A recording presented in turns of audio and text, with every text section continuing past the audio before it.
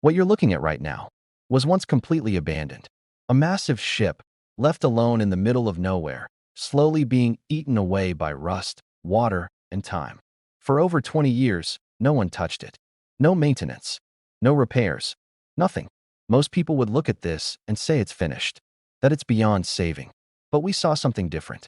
We saw potential. So we made a decision. We're going to bring this ship back to life. The first challenge was getting it out of the water. This wasn't easy. The structure was weak, and one wrong move could break the entire body apart. Using heavy-duty cranes and massive steel cables, we carefully lifted the ship. Inch by inch, water poured out as it slowly rose above the surface for the first time in decades. Once it was secured on dry land, the real work began. Years of rust had completely taken over the surface. So step 1 was deep cleaning. We used high-pressure water jets to blast away dirt and corrosion. Layer after layer, the original metal started to reveal itself again. But cleaning wasn't enough. Some parts were completely destroyed. We had to cut out damaged sections, remove broken panels, and replace them with fresh steel.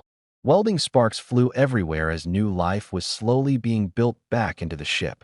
Then we moved inside, and honestly, it was even worse. The interior was filled with water, mold, and rust.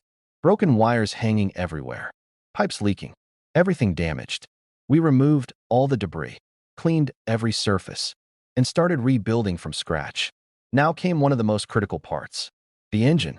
It was completely seized. It hadn't moved in years. We carefully took it apart, piece by piece, cleaning every single component, removing rust, replacing worn-out parts.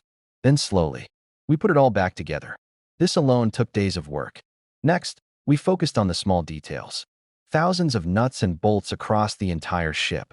Some were loose, others completely rusted. Each one had to be cleaned, tightened, or replaced. It was slow, but necessary, because every small detail matters in a restoration like this. After that, we moved to the control system. The old dashboard was outdated and barely functional. So we upgraded everything.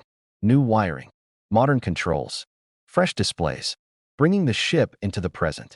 Finally, after weeks of work, it was time for the transformation moment. Painting. Layer by layer, the ship got a brand new look.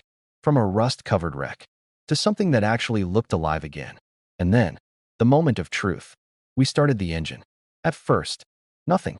Then suddenly, it came to life. After years of silence, the ship was breathing again.